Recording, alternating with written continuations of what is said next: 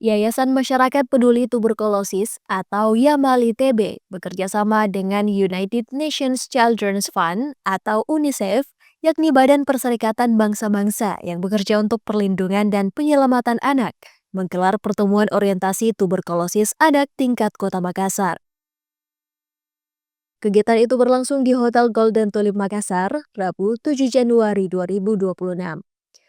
Pertemuan tersebut melibatkan berbagai pemangku kepentingan lintas sektor, mulai dari Dinas Kesehatan, Dinas Sosial, Kementerian Agama, BKKBN, organisasi kemasyarakatan, hingga perwakilan kelurahan.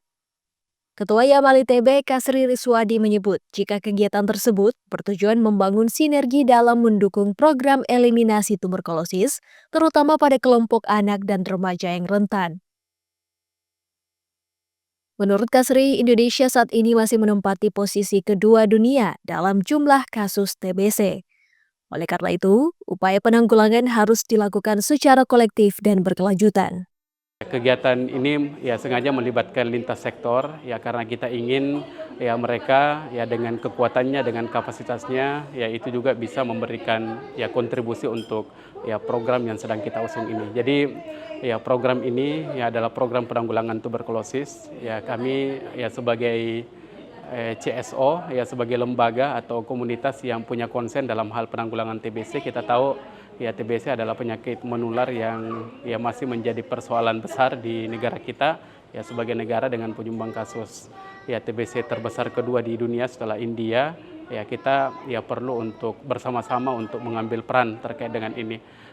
Sementara itu, penanggung jawab program TB Dinas Kesehatan Kota Makassar, Sherly Natar, menilai kegiatan tersebut sebagai langkah strategis untuk meningkatkan penemuan kasus TBC anak.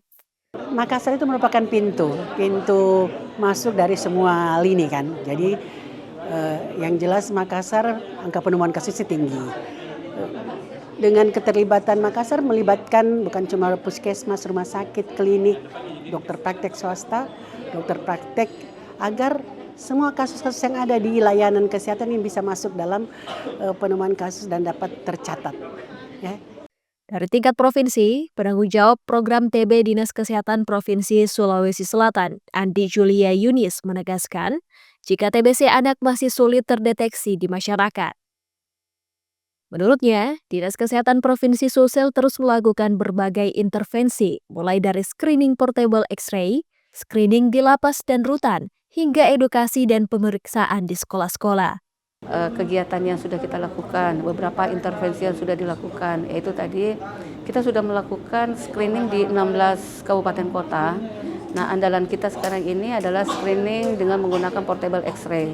Portable X-ray ini menjadi bagian upaya untuk lebih dini kita menemukan pasien-pasien dengan terduga TBC. Nah, kalau sudah kita lakukan X-ray, ada gejala, kita lanjut dengan pemeriksaan laboratorium. Itu satu.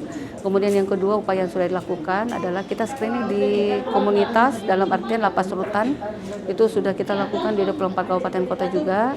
Kemudian kita sudah lakukan beberapa screening di anak sekolah.